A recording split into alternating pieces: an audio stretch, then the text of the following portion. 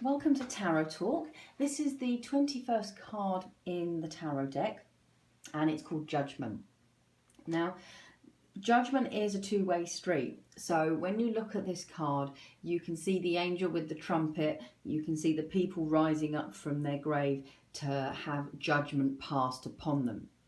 Now, this card is really basically interpreted as needing to accept ourselves, not to judge ourselves harshly, not to constantly find ourselves lacking.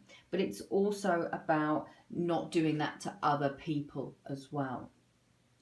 It's also about not being so bothered by people's judgment of us, because at the end of the day, unless those people are important to us and unless their opinion counts, it really doesn't matter what they think. So basically it's about anger and judgment. It's about having realistic goals. You know, if you decide you're going to climb Mount Everest, you don't just fetch up at the foot and decide you're going to climb it. You have to put in the training. You have to have the right clothes and specialist equipment. And you have to have the experts around you to advise you. So if you don't do that, you're not going to be able to climb the mountain. And in all likelihood, you'd probably perish anyway.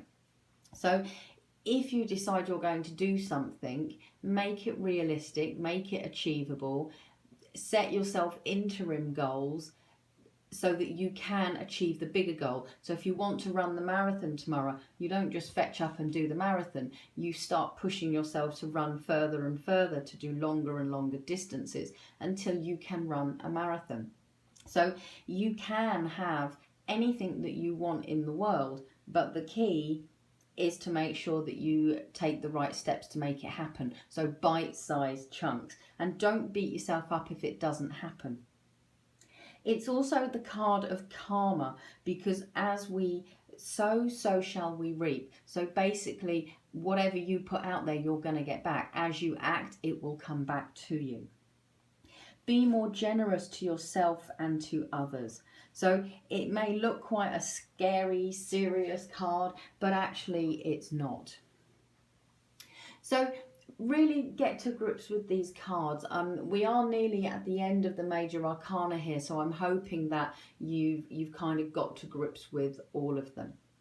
So I hope that helps, and I look forward to being back with you next month as we look at the last card in the Major Arcana, which is the World. So good luck with your tarot journey.